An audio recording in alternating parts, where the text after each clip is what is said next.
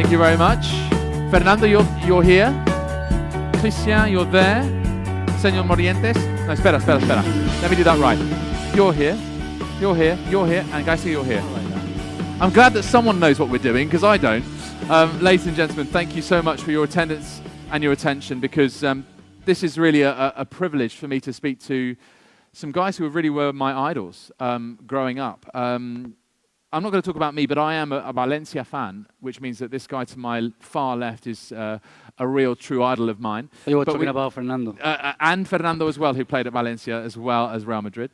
And of course, Fernando Sanz and Christian Karembeu, who have played for Real Madrid as well. Fernando, let's start off with you, because you are a legend, but you're also the program director for the Ambassadors program. You represent LaLiga all over the world. What is special about LaLiga? If you had to try and convince someone to get into LaLiga, what would you say is special about it? So this is very easy for me. It's a very good job, because at the end of the day, represented the most important competition in terms of football, the worldwide. It's not because I said or we said. It's because the statistic. They said that the Spanish league, LaLiga, was the best competition in the world. We have the best clubs in the world. We have the best football players in the world, and of course we have the best ex-football players in the world. So it's for that we create a LaLiga Ambassador. LaLiga Ambassador we create almost 5 years ago. In that time, no one used ambassadors in any competition, in any club, and was very successful, because now the figure of ambassadors is all the events of LaLiga, even for the broadcast, etc. So it's an amazing ad for all of these partners, broadcasters, etc.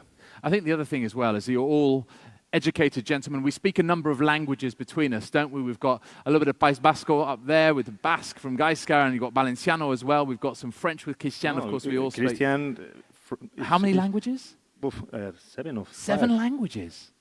Yeah. So English, Spanish, Italian, French.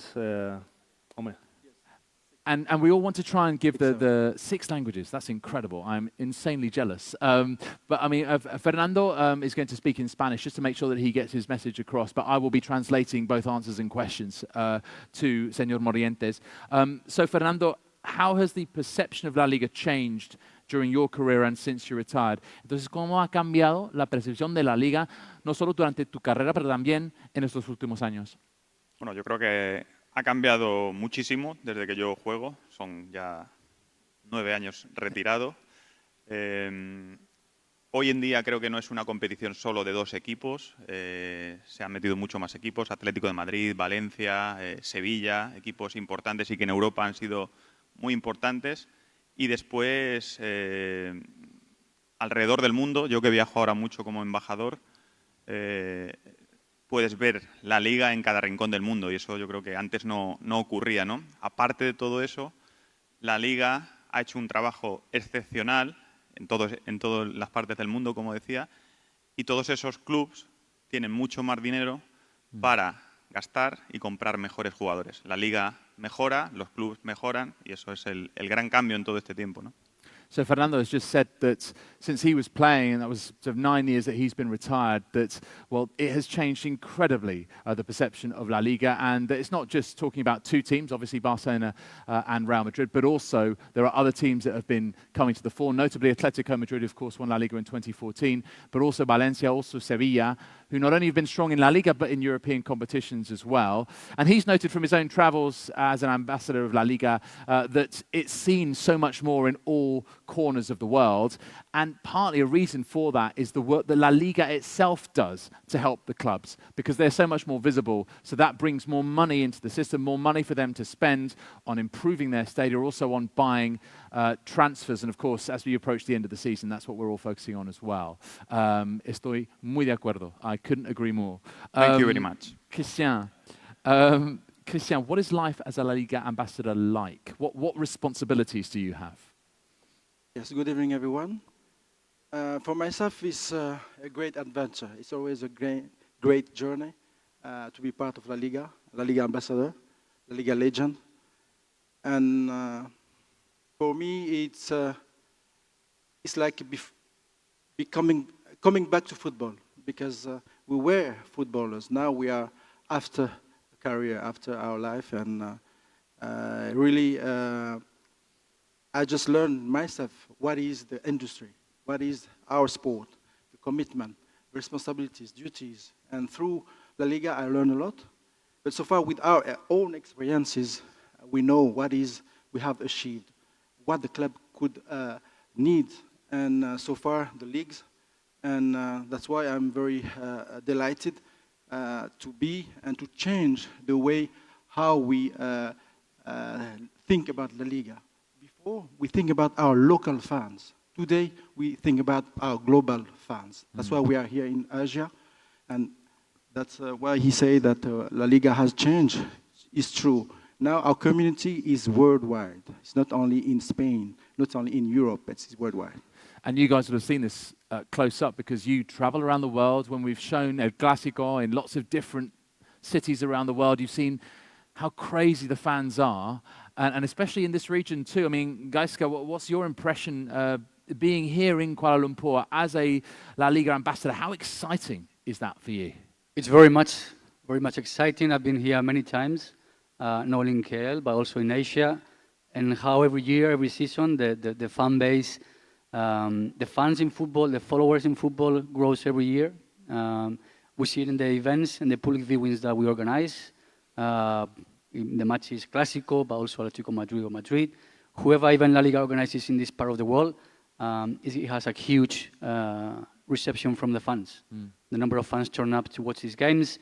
Like Christian is saying, now La Liga can be watched in so many parts of the world every weekend, most games. So the acknowledgement of the fans, the fans that get more familiar with players, clubs, it's great for La Liga, but also great for the fans in the way they identify themselves with our tournament. And I guess because we're now living with the most connected generation ever, fans can follow social media, fans can watch live coverage in their region of the games themselves. So the knowledge is really there as well, isn't it? You really sense that this isn't just people knowing about Lionel Messi and Antoine Griezmann, it's people knowing about all the other teams and all the other players. Fernando, Sanz, I mean, what work is being done in this region to really help grow the audience that La Liga has? As for example, Mendieta said, no, and you also, when the Clásicos or Derby is a big important moment for La Liga. We organize a lot of public viewings in all the worldwide, also here in the region. Around this public view, we organize a lot of events, a lot of networking, and as I said before, no, we have the best product, no, and with this product. In this region is followed by more than 293 millions during the whole season. So the good thing is the figures increase year by year thanks to the work all the people in La Liga, even in our headquarters and even in the office outside. Because in 2013, when we start this international expansion, we opened the first office in Dubai. I'm in charge in that office. And after that, we moved to China, in Beijing and Shanghai, Johannesburg, New York, Singapore, New Delhi, Mexico, Nigeria, etc. So we cover all the worldwide, no? Because at the end of the day, we are a global competition. And in that time, the incomes in La Liga was, I think, 800 million euros for the TV rights and sponsorships, and more than 700 million viewers during the whole year. And the picture right now in 2019 is, thanks to all the international expansion, is more than 3.5 billion in incomes, in TV rights and all the stuff, and more than 2.7 viewers in whole the season. That's an incredible rate of success, isn't it? It's an amazing job for too many people. Yes, and there's the La Liga Global Network as well, which you will know of, which is, of course, the experts on the ground in all of the territories who keep an eye on how La Liga is being portrayed and covered. Let's talk about one club which almost links all of you, because you play for them, you play for them, you play for them, you almost played for them. Didn't want it. Yeah, that's another story for another time. Get Gaizka on the beers and he might tell you. But of course, we're talking about Real Madrid. Christian, you spent 3 seasons at Real Madrid. Just tell us, how much power do they have across the world in terms of their own brand and the places that you've traveled as a La Liga ambassador? Do you see lots of people in a Los Blancos shirt and with Ronaldo 7 or Raúl 7 on the back? I think that I can say that there is a Madrid before La Liga and Madrid today. Because we can see that there is a big change. Madrid also has improved in his marketing, his branding, in his sponsorship, because La Liga also offers opportunities for new markets, as if they have done before, but with La Liga there's more market and more visibility. And of course we know that in Madrid there is some actors, and some of them are players, some of them are also their own brands. And this is multiply the visibility and of course La Liga brand. For myself, it was a dream come true to be in Real Madrid, to wear the jersey. And of course, always a privilege to talk about Real Madrid. Today is a new era of Madrid. We talked before, and today is a new era, the Galacticos, with Mr. Perez. Let's just go down memory lane. I think whilst we've got these guys on stage, it's nice to hear a few stories about the things that you were involved in. So, Christian, I'll stay with you on this next question. Let's just reflect on your time at Madrid, and in particular, La Séptima. So the 7th European Cup, of course, that was in 1998. It had been a very, very long time since Real Madrid had won a European Cup. How important was that in terms of the history of the club and its relationship with the competition? La Séptima has a big impact in our history, in the club history. We made the history La Séptima. Of course, Fernando is also here in the room.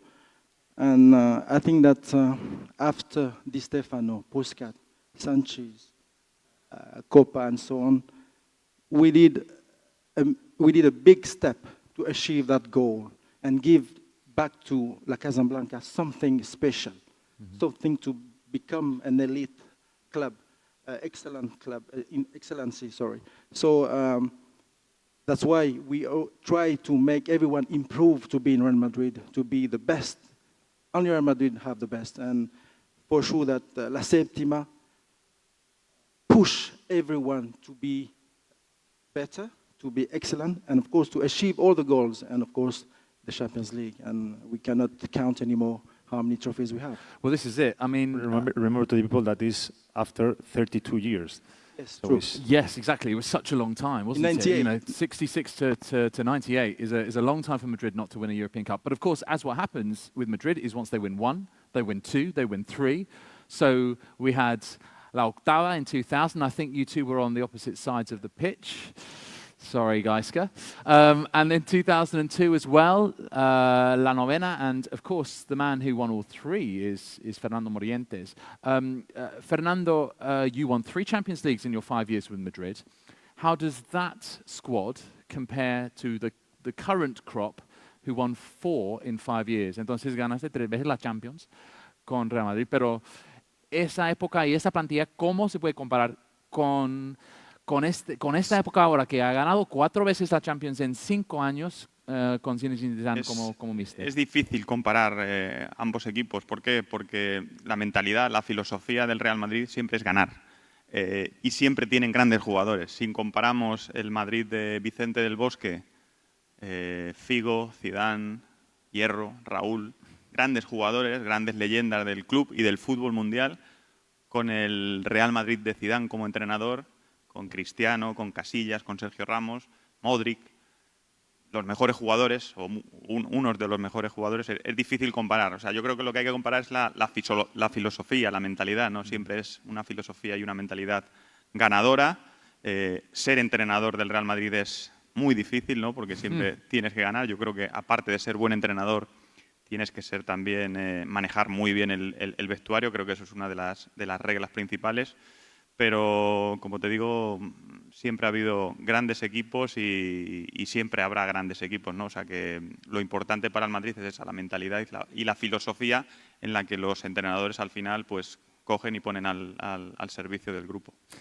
So Fernando just said that obviously it's quite difficult to compare eras, and that the one thing that is true for Real Madrid is that you have to win. That's the most important thing, and you always have big players at the club. So, of course, in the era of Vicente del Bosque, there were players like Figo, Zidane, Raúl, and Hierro. And, of course, in this era under Zinedine Zidane, there has been Ronaldo, also Casillas, Sergio Ramos, and Luka Modric, who's, of course, the current World Player of the Year Ballon d'Or winner. But also, the managers are under so much pressure because it's not just about having the skill as a manager, but also being able to manage the dressing room. And you can imagine with that quality of player how difficult that is. And Zinedine Zidane, I think, is finding that out second time around, maybe a little bit more difficult than it was first time around. We will not talk about the Rayo game last night. We will just leave that out. I didn't mention it. I said nothing. Gaizka, let's come to you. It is now Barcelona who are champions twice in succession. Obviously, the 1-0 win over Levante clinched the title for them. You played at the club. You were on loan at the club. How do you explain how on earth Lionel Messi keeps such an extraordinary, consistently high level? Is it explainable? I don't think so, but I'll try to. Otherwise, there's no point being here. I think first thing that comes to my mind is character. When you have someone that has been overcoming obstacles for his whole life since he got to Barcelona for personal reasons, for professional reasons, and he kept putting out those obstacles behind, then you got someone that is not only a winner mentality, but also someone that he always want to be better. Even if he's already the best, it's always going to be keep improving and keep trying to be better than someone else. I think fortunately for him, for a long time he had Ronaldo. And somehow, in some way, it pushed him to be even better than he actually was. I'm not saying that now because he's not in the league, in LaLiga, he will stop trying to be the best. We see he still want to be the best. We still see how in every game we think he's done everything. He comes up with something new, something different. For us professionals, it's unbelievable to see someone like him keep doing it for so long and so many seasons. Because we know maybe when we talk about the best players in the world, 3-4 seasons, and then it comes with ups and downs. And he's been excelling for 12-13 years, and I think that's incredible. But not only that, also in the way he adapts to the new stages of his career, where before he was more maybe a playmaker, and then he played more on the wide side, then he scored more goals, then he made more assists. Sometimes we've been seeing him play as midfield. The way he reads the game and understands the game, I think there's not many players that can do that. Yeah, and I think kind of fitting that he scored the goal that gave Barcelona the title. He was a substitute the night before. He came on at half-time, and he just takes care of it, and Barca lift the La Liga title in front of their fans. So we're talking about players who have had to deal with a lot of pressure. I mean, some of the names that Fernando Morientes was telling us about, Raúl, Figo, Zidane, Casillas, Ramos, they've all had to deal with pressure. However, none of those have had their father as the president of the club. But Fernando Sanz, you have. So how do you deal with that pressure when you are a Real Madrid player, but your dad is, el gran señor? So, to be honest, very tough moment. Very tough moment. So imagine the picture, okay? Imagine the picture. You came from the Academy of Real Madrid, all your life since 9 years old in the Academy of Real Madrid, and suddenly arrived to the first team. The same situation like right now. Horrible situation. And all the big names in that time was very furious because, most of them, they live to Real Madrid. So imagine, it's very, very tough. But thanks God and thanks to my effort, thanks to my teammates, thanks to too many people, after 16 years in Real Madrid, 16 years, too many years. I can won, for example, Champions League, one Spanish Super Cup, and one International Cup. So I'm very happy to be part of that amazing team. We changed the history of Real Madrid, as Christian said, and I'm very proud to be in Real Madrid for more than 16 years. Incredible story. Let's talk about some other clubs. And as we mentioned, I mean, Gaizka spent almost a decade at Valencia, reaching 2 Champions League finals, winning a Copa del Rey as well. And of course, after that, under Rafa Benitez, they went on to win 2 leagues and a UEFA Cup as well. And now we're starting to see signs of Valencia maybe starting to challenge again. Just the first green shoots of that, maybe, Gaizka. We've got them in a Europa League semi-final, trying to fight for 4th place in La Liga and in a Copa del Rey final. But what do Valencia need to do to maybe constantly challenge back where they were in your day? Well, I think the first thing that helped to change that situation where they were not winning or not even challenging or being closer to challenge any trophies or European places is that you have a project, you have a manager, a sporting director, someone that has an idea or gives an idea to the players, the club, the fans, to let them know and knowing where they're going. And I think that's very important for the club and again, the fans and the players. In the way with this project, you set a style of football, the way you want to play. You plan the season with your manager. You see what you're missing or what you need, what you want to improve. And that's what has been done in the last 2 years. In the first year, maybe was a bit of a lot of players on loan. But especially this year, they already signed very good players. The team took a little while to get into the cruising pace, but we saw after Christmas especially, everything starts to work because you got good players, because you got a project, because it's the same manager, because you trust everything you've been planning for the last 2 years. And I think that's been very important in the way now we're starting to see that Valencia back in the places where most everyone Valencia fan wants to see them. And hopefully the trophies will come. If it's not this year, I think it's already great to see Valencia in the Spanish Cup final, in the semi-final of Europa League, and challenging fourth place in 2 years in a row. I think that's the way the club should be heading, and hopefully, again, the trophies will be coming. I think one of the stories of La Liga this season is predict the unpredictable, because we have a team in fourth right now who no one thought would be fourth, and that is Getafe, and they could well be going into the Champions League next season, which would be an extraordinary achievement for them. And there are other teams, Christian, in the Spain top division, which are also really impressing. I mean, Eibar have been there now for 5 years in a row. Leganés are staying up.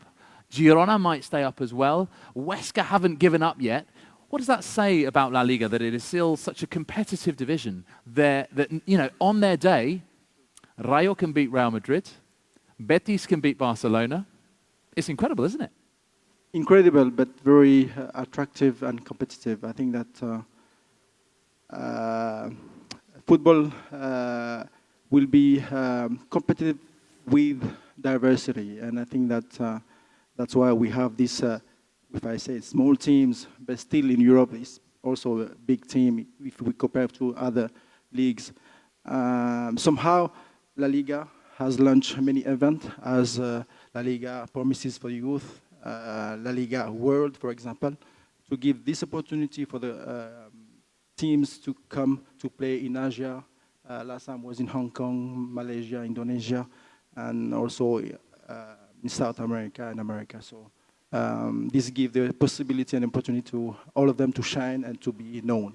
And it's important for them to get that exposure. And of course to have exposure, but also to attract sponsors. Because of course. Obviously they have also a sponsor or ownership. Yes, because before to talk about the La Liga, it's not just Real Madrid, Barcelona, Atletico. No, it's a competition, a very big competition, very amazing clubs like these two monsters. Madrid and Barcelona is the best team, I think, in the world. But after that, we have amazing clubs. Malaga now in second division, because I played in Malaga as well. But the clubs you mentioned is unbelievable, you know, performance, unbelievable, you know, fan base. And thanks to a lot of projects that La Liga promote, we give to them the opportunity to expand his brand in the different markets. And the clubs need to stand up for themselves and do it. And just for me personally, one of the clubs I've always been very impressed by is Deportivo Alavés in the Basque Country, who combine their football team, their basketball team, Saski Baskonia, and their esports team almost in a house of sport. And it's very creative, and they have links with foreign clubs as well. And those little clubs, I think, sometimes have to find those creative solutions to be able to find new fans and bring in sponsors. Fernando, I want to just ask you about something below La Liga, because of course La Liga, don't forget everyone, is two divisions, because it is the top division and La Liga 1, 2, 3, or the Segunda División, as it's also known. And of course you have links with Malaga, who now have a new manager in Víctor Sánchez del Amo, and they are in the playoff mix. Are there sort of other stories in the Segunda División, La Liga 1, 2, 3, that are worth watching out for? No, now the second division in Spain, La Liga, as you said, 1, 2, 3, is an unbelievable league, because most of the teams now in the second division, in the past, there are big names in first division. Málaga, Deportivo La Coruña, Sporting de Gijón, Mallorca. Albacete. Albacete, because Morientes Locura por el Alba. Yeah, it's got to be, no? Yeah. Queso mecánico. Yeah. Albacete, by the way, have an amazing stadium. It's one of my favorite stadiums in all of Spain. I think it's just brilliant. I went there about a couple of years ago, and Albacete were just coming back up again, and they've been doing well Very well, It's, yeah. whew. Now he's in the promotion position. Yeah, So, yeah, still might do it. so as I said, the second division now is the performance, the level, the level of the clubs and the level of the players is unbelievable. So it's very complicated to promote to first division. No, so it's for that now in first division. If you relegate to second division, it's so complicated. And if you see now the competition in the first division, no one wants to relegate because after that promote to first division is so complicated. One of the best things, and I went to a presentation that La Liga did in London recently, ahead of a number of derbies, and Gaizka, you were there as well. I want to ask everyone, what is their favourite derby? Because we've got so many that are really strong in La Liga. And also, remember, don't forget that in Segunda, we also have El Real Oviedo against Sporting de Gijón, which is a derby, isn't it? So, ¿cuál es tu derby preferido? What is your favourite derby? Each of you, give me a derby. For me, when I was playing, Real Madrid, Atletico Madrid, I played this type of derby, but the derby of Andalusia. Okay. Some clubs said is Betis, Sevilla, but when I was in Malaga, they said Malaga, Sevilla, or Malaga, Betis. So depends. Anyone and I'll chuck Cádiz in there as well. Cádiz también. Christian. I will say El Clásico, Real Madrid, Barça. Well, okay. It's a derby for me. Okay, no, fair enough. It's a fair point. For me as well. También el clásico. Atlético Madrid, Real Madrid. Oh, no, Because the Madrid derby. the same level, no? The top level. Yeah. In the Premier League, you remember? Yeah, yes. Liverpool and Manchester United. Yeah. It's got that feel to it, hasn't Yes, it? something like this. Gaizka. For me, I think it's the Athletic Bilbao Real Sociedad. It's Nice. the derby of the Basque Country, Yep. with the permission of obviously Alaves. Yeah. But it's the derby that I always grew up watching. And Valencia Levante is not such a... It's a big rivalry, but obviously not at that level that we're talking about. Yeah, and there's all sorts of different stories within all that. I mean, obviously, in the Basque Country, it's its own, particular place. The weather comes into it as well, and of course, between Valencia and Villarreal, that is a story of brothers, isn't it? The Roche brothers. So there's all sorts of different narratives here, which make La Liga so fascinating. Guys, let's look forward a little bit. Let's look into our crystal balls. Fernando Sanz, what would you like to see in the future? Where will La Liga be in 10 to 15 years' time? Obviously, the Premier League is such a strong brand, we know this, but La Liga is catching up and it's making strides. So where do you see La Liga in the future? So I would like to see La Liga in the first position and everything, but I think that right now La Liga is best competition in terms of happening in the pitch, no? Because in terms of economic situation, it's another history. But in this history, just in 5 years, we recover a lot of distance to the other competition. So I would like to see La Liga in the same shape, no? Working very hard to be closer with our fans, to be closer with our broadcasters, and for sure in the next 5 or 10 years we will be at the first position in all the competition. But as I said, we compete not just with football. We compete with basketball, with Formula One, with tennis, because we are entertainment. So we have to... With computer games, with anything that grabs your eyeballs, basically. Correct. So we have to be very, very active in all the worldwide. But as I said, we are very active. I mentioned the comparison with the Premier League, but that's partly also because, well, a number of the guys here played in the Premier League as well. Gaizka, just to come to you, what makes La Liga different in terms of the football, in terms of the atmosphere, having played in the stadiums? What gives it that chispa, that extra spark? Well, for me, it's 2 things. One is the football itself, the quality of football that is played on the field, in the way all the La Liga clubs take care and educate the players from the grassroots, the level of technical skills, understanding of the game, reading of the game, awareness of the game. It's quite unique in the way it's hard to find that, at least from my experience, in other countries. And obviously the atmosphere in the stadiums. Spain is quite, as you well know, is very unique, where you find different characters from Galicia, Basques, Catalans, Madrid, or Andalusia. So whenever you go to play to these places, the atmosphere changes completely. That's, I think, also quite unique in the way in England is unbelievable atmosphere when you play there, like a throw-in feels like a penalty kick or something. But it's very similar towards in most stadiums. It doesn't change that much like in Spain. Yeah. So I think those things are quite characteristic of La Liga, and that it makes it quite unique compared to other leagues. Now, these guys not only are legends, but they are experts on the game. They keep up to date with the game. And, of course, we all want to know who the next big thing is. Who's going to be the next Messi, right? So I'd like the panel, everyone, just to tell us about maybe a young player that you're really impressed by. Quizás si hay un jugador, un joven promesa, que les ha impresionado, que está jugando ahora, que podría ser una estrella en el futuro. Maybe there's one player in La Liga at the moment who... Sevilla. Ese de Sevilla. Ese de Sevilla. I think it could be. What? Brian. Brian. Brian Ruiz, yeah. Okay, so that's for you, Christian. Okay, right. Fernando? I think, the Vinicius, because Vinicius is his first season in La Liga in a big club like Real Madrid, so it's very complicated, the performance of him, and he did very, very, very well.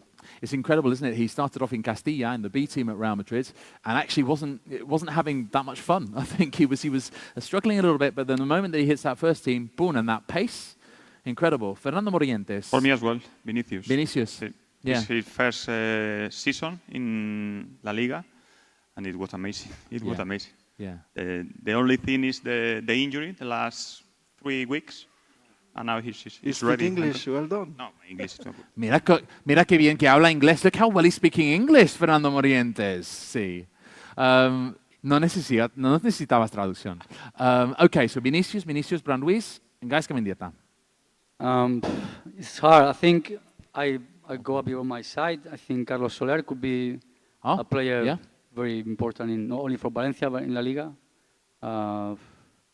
Maybe in Barça, Miki Puig, Aleñá already playing there for the team. It could be the future.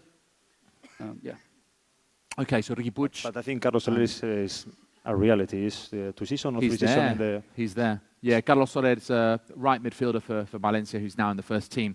Okay, right, we're going to involve the rest of the crowd here, guys, because we have 2 huge games that are Spain against England. One is on Wednesday, and it's at the Camp Nou between Barcelona and Liverpool. And one is on Thursday, and it's at the Emirates Stadium between Arsenal and Valencia. So, I'm going to ask these guys first, who is going to get through those ties, and then I want your opinion as well. So, Champions League on Wednesday. ¿Quién pasa? Who goes through? Barcelona or Liverpool? Oh, Barça. Barça? Okay, Fernando. Pero mira, Fernando. My head said Barça. My heart says Liverpool. Liverpool. It's a great answer. It's a great answer. Gaizka? Well, the guys sound very confident. I'm not so confident. I hope it's Barça, but I think it's going to be a really tight games. Both 2 games, 2 legs. So what are you saying? Barça, of course. Barça, okay. So Barça, mitad, and Barça. Okay. I think the same like Gaizka. I think it will be very, very tough. Okay, but I think the worst team to play with Barcelona is Liverpool. It's Liverpool. Yeah. They're the ones with the biggest for threats. For the same play. Yeah, I think I agree with that. I think that's the one that's the most difficult rather than Tottenham or Ajax. Okay, I can just barely see you. Who thinks that Barcelona will win on Wednesday night and go through to the Champions League final? Raise your hand. I can just about see that's about half. No, not even half the room. Who thinks Liverpool's going through to the Champions League final? Whoa. No, more Liverpool territory. Yeah. For cats. No, here more supporters of La Liga, I think. Don't worry, guys. Don't worry. We'll make sure that you have armed escorts and you'll be escorted out the building safely and securely. It's okay. Okay, tougher question, but we're going to do the Europa League semi-final. So, Arsenal against Valencia at the Emirates first. ¿Quién pasa la clasificatoria? Who goes through? Me, I want Valencia, and I think Valencia also. You also think Valencia? Yeah. Okay, Christian? Valencia. Okay, they're backing La Liga teams. It's got to be, no? I mean, this is right. It's got a clean sweep. No, not just because I'm La Liga. Okay, it's because I believe in Valencia. I think the shape of play Valencia is, no Valencia. All the teams of La Liga is different than the other teams from other competition. Our famous tiki-taka, and everyone wants to play the same like us. It's for that we are the best competition, because our class play very, very well football. And there's always a Spanish team in the finals in any competitions. Yes, and this is the thing. I mean, this is what we were saying before with Fernando. Yeah, because always the people said that, no, it's just Real Madrid, Barcelona. No, please remember that, for example, in Europe League, one team of La Liga, called Sevilla, he won 3 times consecutive. Yeah. So no one in Europe, no one in the world did the same. And which team does he manage now? Arsenal. Yeah, but Oh, yeah. but the issue of him, you know Who- what the who's issue going to of go him- through? Valencia. but you know, but you know the issue of him Dime. is not in La Liga. No, he's not in La Liga anymore. That's true. Unai Emery is not in La Liga anymore, but you never know. He may come back. Hopefully he come back to La Maybe Liga. he comes Hopefully. back. Okay, let's ask the audience. It's a trickier one here. Let's see how much knowledge there is out there. Who is going through out of Arsenal and Valencia? Who says Arsenal? Raise your hands. Oh, I think they might agree with you here. Who says Valencia? Look at that. Come on. They want to be friends now. How They many want La to be Liga fans friends. here in the room? Yeah. They want to be friends. And the final one, look, Barcelona have won La Liga. I'm aware, obviously, that we have a number of ex-Real Madrid players, and of course, Gaizka play for Barcelona. So who wins La Liga next season? Because there has to be a response from Real Madrid.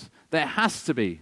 Otherwise, oh my goodness, what's going to happen? Can Real Madrid do it? Of course, because of Real Madrid, but it's a very tough question because we have to know the new players of Real Madrid. Because for sure they sign a lot of players. Hazard? I think yes. Pogba? I don't know. Okay. More? You have more names? Jovic? Jovic. Possibly. Possibly. And I would like. Yeah, okay. Yeah. So maybe 2 out of the 3? No, I think 4. 2.5? You know, 4. 4, 5? Yeah, 4, 5 because We'll have a word with Florentino. We'll speak to Florentino afterwards. This season We'll see was what a disaster. So we have to renew this, the players. Who do we think that Real Madrid, because Real Madrid have had a difficult season. Now, let's be honest about this. You know, look, they are third. They're 9 points behind Atletico and 18 points behind Barcelona. They went out early in the Champions League after winning away to Ajax, but then losing terribly at home. Obviously out of the Copa del Rey early as well. But can they respond next season? What needs to happen inside the Bernabeu and inside Valdebebas, the training ground, for that to improve? I think they need to recruit new players to help the team to become what is Real Madrid, and of course to reach the goals we used to have, and obviously yes, recruiting and so far to motivate also the players who are still there because they won everything already. And is Zinedine Zidane the man to take them forward? Zinedine Zidane es el hombre propio para continuar como técnico del Real Madrid? Espero. I hope so. Dime. El Real Madrid necesita un proyecto importante el próximo año. Este año ha sido difícil, pero lo más importante es que el objetivo principal sea la Liga. ¿Por qué? Porque eso hace que todo el año estés a un nivel óptimo, ¿no? Cuando tienes problemas en la Liga, normalmente es verdad que han ganado Champions, pero normalmente suele pasar factura en otras competiciones, ¿no? Y lo que te hace estar arriba durante todo el año en la Liga, al final tienes la posibilidad de ganar una gran competición. It's a really good point that Fernando Morientes makes, which is that, well, he hopes that Zinedine Zidane is the right man to lead Real Madrid going forward, even though he's had some challenges this season. But actually, what is the priority for a club? And actually, he says that for Real Madrid, it should be La Liga, even though they've got this wonderful relationship with the European Cup, as we all know, 13 European Cups and counting. But actually, why? Because that helps you stay at the optimum level. That helps you stay consistently up there. And that's what we saw in 2017 when Madrid won both La Liga and the European Cup, which was quite an astonishing achievement. Gents, we are almost out of time. But also keep in mind that Real Madrid this season start to renovate the stadium, and they will spend more than 500 million, so keep in mind that.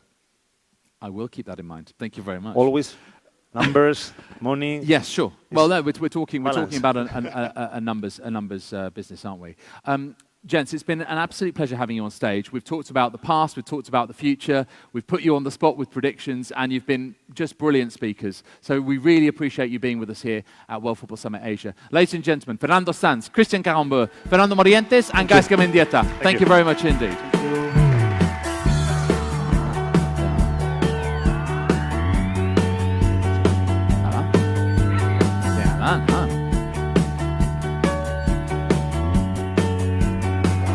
That was a lot of fun. Right, guys, we're just going to wrap up very, very quickly. Thank you for being part of that session. That brings to a close this first day of this World Football Summit Asia. Thank you to all of our speakers today. Don't forget the social evenings we have planned for you.